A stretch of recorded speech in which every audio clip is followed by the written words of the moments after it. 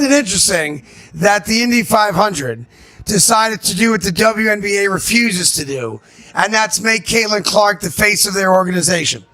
So you may have seen the other day that the WNBA were promoting, I guess, a triple header, a bunch of games. They didn't use it. And when it came to the Indiana Fever game, they chose a player averaging 1 point a game, and not Caitlin Clark, who's averaging like 28 points a game. Or Leah Boston, and they decided to stab her in the back again. Caitlin Clark just rolled up to the Indy 500 and seemingly shut the whole racetrack down. Not a single car could compete with the attention she was getting. The crowd went wild, grown men were screaming, and the internet is still recovering. Was it the anthem, a half-court shot, or did she simply deliver one of the most unforgettable sports moments of the year?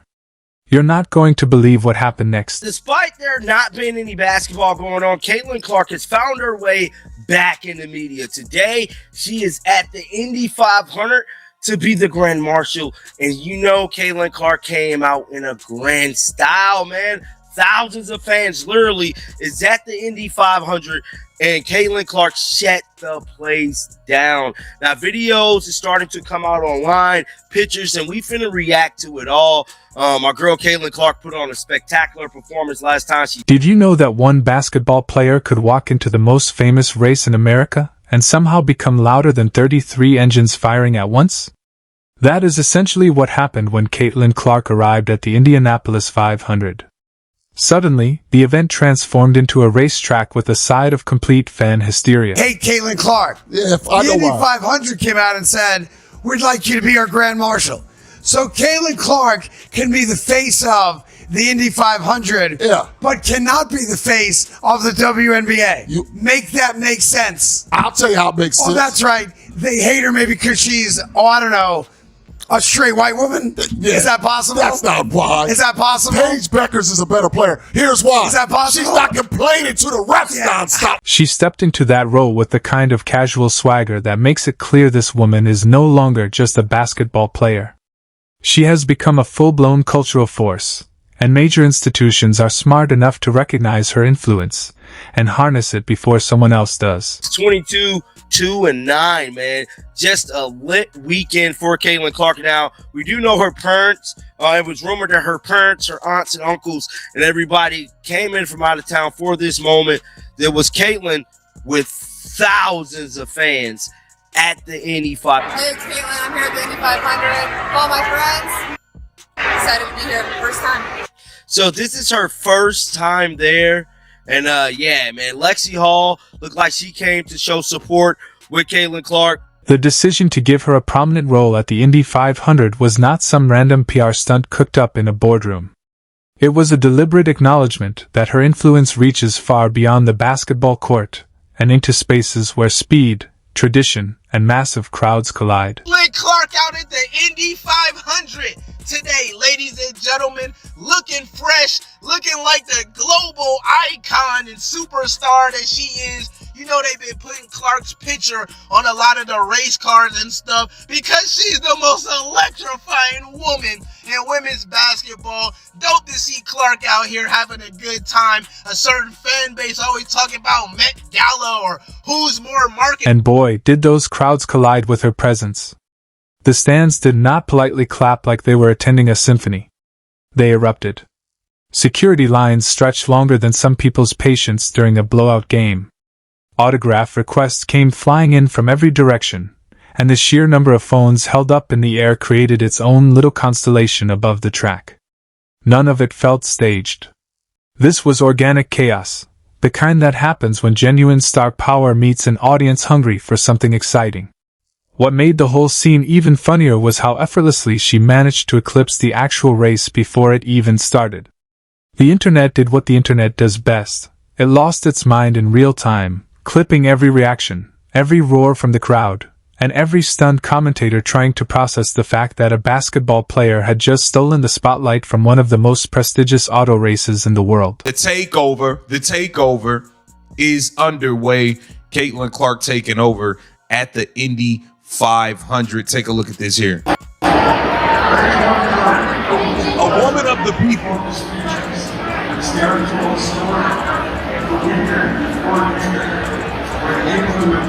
See, now I gotta go to an Indy 500 to see what's really going on. I gotta go to one now.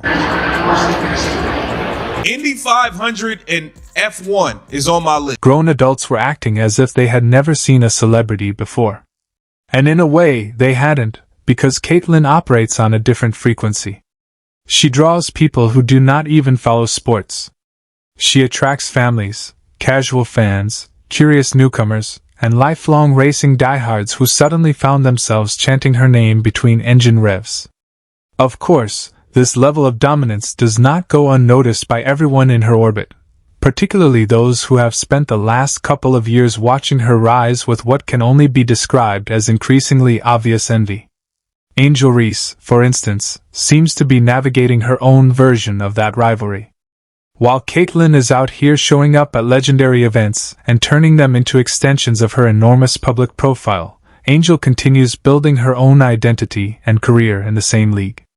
Reese has talent, no question, but she does not yet command the same broad and seemingly limitless fan base that treats Caitlyn Clark like a once-in-a-generation phenomenon. Multiple 20-plus, 30-point games and all these assists leading your team. You can do off-the-court shit like this in the middle of the season, and it's cool because Clark is a hooper and she can make layups. It's great to see Clark out here represent. I think she said this is her first time doing it, but it's great because, like I say, with the NASCAR, the race car shit, they've been putting Clark's picture on some of the cars. That's dope to be represented like that as an athlete, especially for women's sports. Just growing the game, man. We love Angels fans are loyal, sure, but they do not quite reach the same fever pitch where entire events seem to reorganize themselves around one person's presence. That kind of gravitational pull is rare, and watching another player command it so naturally can make the contrast impossible to ignore. The difference becomes even sharper when you look at what Caitlyn means to her own team on a daily basis. The Indiana Fever have dealt with organizational challenges and inconsistent attendance, yet the moment Caitlyn steps outside basketball and into an event like the Indy 500, the spotlight follows her like an obedient shadow. She is the engine that drives enormous attention. With her, the Fever become appointment television. That is an enormous amount of pressure to carry, but Caitlyn handles it with a calmness that makes everyone around her seem like they are overreacting. Her family showed up, of course, because they have been there through every stage of this wild journey, providing a steady foundation while the world around her continues to spin faster. Even teammate Lexi Hall made the trip, adding another layer of support and reminding everyone that behind the massive phenomenon is still a human being surrounded by people who genuinely want to see her succeed. So, let me start off by saying this. The WNBA is failing Caitlyn Clark. It just is what it is. And if you guys want to sit here and there's people who are going to come into my comments and say, oh my God, here you are, black woman, caping for this white girl. I am. I'm putting the cape on for her because it... That's the first thing they say. That's the first thing they say. Oh, well, you're black. Why are you defending her? That's the first thing they always gonna say. It has to be said, and I have to call it out and call it for what it is. It is starting to become evident. What separates Caitlyn from so many other rising stars is her cross-demographic appeal, something that feels almost impossible in today's fragmented world. She is not just popular with basketball fans in the Midwest. She resonates with people who have never watched a WNBA game in their lives. Racing enthusiasts who normally could not care less about women's basketball suddenly found themselves invested simply because she was there. Kids, parents, grandparents, men, women, and people from completely different backgrounds can all find themselves united by the simple fact that watching Caitlyn Clark do almost anything feels electric. The hilarious part is how seriously some people still try to downplay it. They act as if her impact is manufactured or temporary, as though the roaring crowds at the Indy 500 were some kind of mass hallucination. Meanwhile, the numbers continue to tell a different story. Ticket sales, viewership, merchandise demand, and social media engagement have repeatedly surged when Caitlyn is involved. Daytona is, of course, the Indy 500, and Caitlyn Clark was asked to come up there. We got some video, we got some pictures, and all of this is going absolutely crazy online. Let's check this out, her walking in. There she is, walking in right there. No sound. Pretty cool. Pretty cool. There's also this entire red carpet situation. Let me just find it here. The league has spent years trying to crack the code on mainstream relevance. And it turns out that part of the answer may have been a generational talent who passes better than most guards in the men's game, shoots from logo range like it is nothing, and carries herself with almost zero pretense. She makes the impossible look routine. That combination of skill and charisma is incredibly powerful in today's attention economy. You also have to appreciate the absurdity of the timeline. Not long ago, women's basketball was fighting for basic visibility, dealing with modest crowds and limited broadcast opportunities. Then Caitlin Clark entered the picture, delivered performances that belong in highlight reels for years to come, and suddenly every game felt like an event. Fans erupted with the kind of full-throated, delirious celebrations usually reserved for game-winning shots or dramatic overtime finishes. Instead, some of those moments happened simply because she showed up, waved to the crowd, and smiled. That is star power in its purest form. And while Angel Reese continues navigating her own path, fueled by the competitive fire that makes her a force on the court, the difference in external attention is difficult to ignore. Caitlin's fans do not just like her. They are ride-or-die supporters, ready to turn almost any venue into a circus tent if she is even remotely nearby. Allowed in the pit until 1971, and the first woman to qualify happened in 1977. And being the Grand Marshal, the person who tells the drivers to go to their cars, is no small honor either. I mean, some notable ones in the past have been President Gerald Ford, Peyton Manning, even Mickey Mouse a couple times. So that's why today it was very, very cool that Caitlin Clark became the second Indiana Fever player in history to be the Grand Marshal at the Indy 500, joining the absolute legend that is Tamika Catchings. I love seeing this happen today, and learning the history of this moment made it feel even more significant. The broader implications for women's sports are massive and, if we're being honest, a little overdue. For years, the conversation centered on how to grow the game, attract new fans, and make women's sports financially sustainable. Caitlin has answered many of those questions simply by playing at an extraordinary level and letting her natural appeal do the rest. She has forced networks to pay attention, arenas to expand capacity, and brands to reconsider their spending. The Indy 500 moment crystallized all of that into one unforgettable afternoon. Sustained interest over multiple seasons does not lie. Caitlin Clark has built something durable, something that extends beyond highlight reels and into the realm of genuine cultural significance. She makes people care. She makes casual observers become invested fans. And she does it without relying on manufactured drama or constant self-promotion. That authenticity is refreshing in an era when so many athletes seem carefully engineered for virality. Remember last year when the WNBA investigated fans of the Indiana Fever because Angel Reese claimed to be the victim of mythical racism? They launched a full investigation into the Fever fan base, also known as the only fan base keeping this turd afloat. Of course, they didn't find a damn thing, but the precedent has been set. The WNBA front office, they have promised we will keep our players safe. We protect our players from any and all. As the season continues and the Fever keep fighting for positioning, expect more moments like the Indy 500. Expect more crowds losing their minds, more unlikely crossovers, and more conversations about just how valuable this one player has become.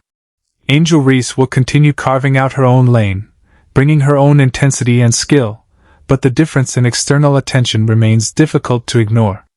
One player can generate spontaneous eruptions at legendary racetracks, and it feels earned.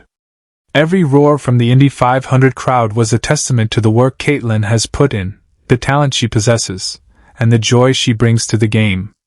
In a world starving for authentic excellence, Caitlin delivers consistently, and people respond accordingly. The racetrack frenzy was not an anomaly. It was simply the latest proof that when Caitlin Clark shows up, everything else can feel like the opening act. And the best part is that we get to watch it continue unfolding week after week, moment after ridiculous, crowd-shaking moment.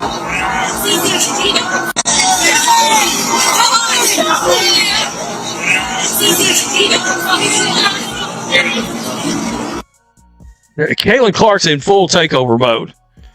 I mean, hey, you didn't believe the people that seemed like come out for Caitlin Clark here. Caitlin has arrived at the Indy 500. Another angle, red carpet action. The real kicker comes when you zoom out and realize this may only be the beginning of Caitlin Clark's reign of delightful disruption. Other sports leagues are already looking at the WNBA with a mix of envy and inspiration, wondering how one player managed to make casual fans treat a basketball game like Coachella with jump shots. Endorsement opportunities that once trickled in are now arriving at a pace that would overwhelm lesser mortals, turning Caitlin into a walking billboard for brands smart enough to align themselves with her unstoppable momentum. Picture executives in boardrooms high-fiving over metrics they barely understood 6 months earlier, all because a woman from Iowa decided to play basketball like it owed her money. She has not just elevated her team, she has accelerated the entire sports cultural timeline, forcing everyone else to level up or risk getting left behind. And through it all, she continues to combine humility with a quiet killer instinct, proving that you can dominate without becoming a caricature of yourself. The sports world better buckle up, because Caitlin Clark is nowhere near finished rewriting the script. Put 10 women on the court, or even in the same room together, and I guarantee you an argument is going to happen at some point. We are going to see fights in the WNBA throughout the season. That is normal. Although, I will say, it does seem to happen with more regularity with Caitlin Clark. She does seem to be the most attacked player in the league.